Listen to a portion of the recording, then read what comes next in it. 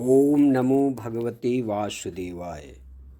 अब आप माघ मास के शुक्ल पक्ष की जया एकादशी की पावन कथा सुने। युधिष्ठिर ने भगवान श्री कृष्ण से पूछा, हे भगवान, कृपा करके ये बताएं कि माघ मास के शुक्ल पक्ष में कौन सी एकादशी होती है, उसकी विधि क्या है और उसमें किस देवता का पूजन किया जाता है। तो भगवान श्री कृष्ण बोले, हे राजन, माघ मास के शुक्ल पक्ष में जो एकादशी होती है उसका नाम जया है और ये सब पापों को हरने वाली उत्तम तिथि है। पवित्र होने के साथ ही पापों का नाश करने वाली तथा मनुष्यों को भोग और मोक्ष प्रदान करने वाली है। इतना ही नहीं, यह ब्रह्म हत्या जैसे पाप तथा पिशाचत्व का भी विनाश करने वाली है। इसका व्रत करने से मनुष्य को कभी प्रेत योनि में नहीं जाना पड़ता। इसलिए राजन, प्रयत्नपूर्वक जया नाम की एकादशी का व्रत करना चाहिए। एक समय की बात है, स्वर्गलोक में देवराज इंद्रराज करते थे। देवगण पारिजात वृक्षों से युक्त नंदन वन में अप्सराओं के साथ विहार कर रहे थे। 50 करोड़ गंधर्वों के नायक देवराज इंद्र ने स्वेच्छानुसार वन में विहार करते हुए बड़े हर्ष के साथ नृत्य का आयोजन किया। गंधर्व उसमें गान कर रहे थे, जिनमें पुष्पदंत, चित्रसेन तथा उनका पुत्र, ये 3 प्रधान थे। चित्रसेन की स्त्री का नाम मालिनी था। मालिनी से एक कन्या उत्पन्न हुई थी जो पुष्पवंती के नाम से विख्यात थी। पुष्पदंत गंधर्व को एक पुत्र था जिसको लोग माल्यवान कहते थे।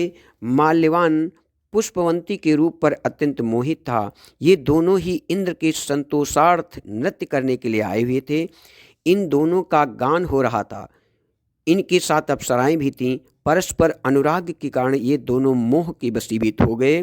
चित्त में भ्रांति आ गई, इसलिए वे शुद्ध गान न गा सके। कभी ताल भंग हो जाता था तो कभी गीत बंद हो जाता था। इंद्र ने इस प्रमाद पर विचार किया और उसे अपना अपमान समझ करके वे कुपित हो गए। अतः इन दोनों को शाप देते हुए बोले, ओ मूर्खों, तुम दोनों को धिक्कार है। तुम लोग पतित और मेरी आज्ञा का भंग करने वाले हो, इसलिए पति पत्नी के रूप में रहते हुए पिशाच हो जाओ। इंद्र के इस प्रकार शाप देने पर इन दोनों के मन में बड़ा दुख हुआ। वे हिमालय पर्वत पर चले गए और पिशाच योनि को पाकर भयंकर दुख भोगने लगे। शारीरिक पातक से उत्पन्न ताप से पीड़ित होकर दोनों ही पर्वत की कंदराओं में विचरते रहते थे।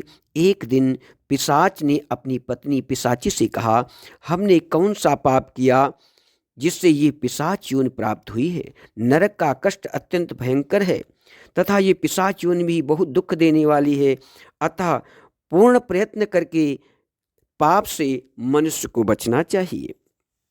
इस प्रकार चिंतामग्न होकर वे दोनों दुख के कारण सूखते जा रहे थे। दैव योग से उन्हें माघ मास की शुक्ल पक्ष की एकादशी की तिथि प्राप्त हो गई। जया नाम से विख्यात ये तिथि सब तिथियों में उत्तम है। उस दिन उन दोनों ने सब प्रकार के आहार त्याग दिए, जलपान तक नहीं किया, किसी जीव की हिंसा नहीं की, यहाँ तक कि खाने के लिए फल तक नहीं काटा। निरंतर दुख से युक्त होकर वो एक पीपल के समीप बैठे रहे। सूर्यास्त हो गया। उनके प्राण हर लेने वाली भयंकर रात्रि उपस्थित हुई। उन्हें नींद नहीं आई। वे रति या और कोई सुख भी नहीं पा सके।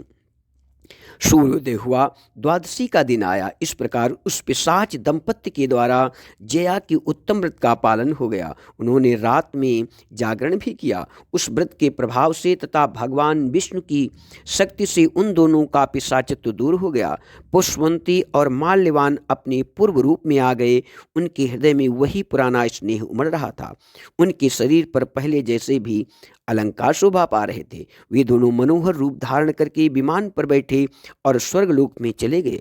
वहां देवराज इंद्र के सामने जाकर दोनों ने बड़ी प्रसन्नता के साथ उन्हें प्रणाम किया। उन्हें इस रूप में उपस्थित देखकर इंद्र को बड़ा विस्मय हुआ। उन्होंने पूछा, बताओ, किस पुण्य के प्रभाव से तुम दोनों का पिशाचत्व दूर हुआ? तुम मेरे श्राप को प्राप्त हो चुके थे, फिर किस देवता ने तुम्हें इससे छुटकारा दिलाया? माल्यवान बोला, स्वामी, भगवान वासुदेव की कृपा तथा जया नामक एकादशी के प्रभाव से हमारा पिशाचत्व दूर हुआ है। इंद्र ने कहा, तो अब तुम दोनों मेरे कहने से सुधापान करो। जो लोग एकादशी के व्रत में तत्पर और भगवान श्री कृष्ण की शरणागत होते हैं वे हमारे भी पूजनीय होते हैं। भगवान श्री कृष्ण कहते हैं, राजन, इस कारण एकादशी का व्रत मनुष्य को अवश्य करना चाहिए। राजन, जया ब्रह्म हत्या का पाप भी दूर करने वाली है। जिसने जया का व्रत किया है उसने सब प्रकार के दान दे दिए हैं और संपूर्ण यज्ञों का अनुष्ठान कर लिया है।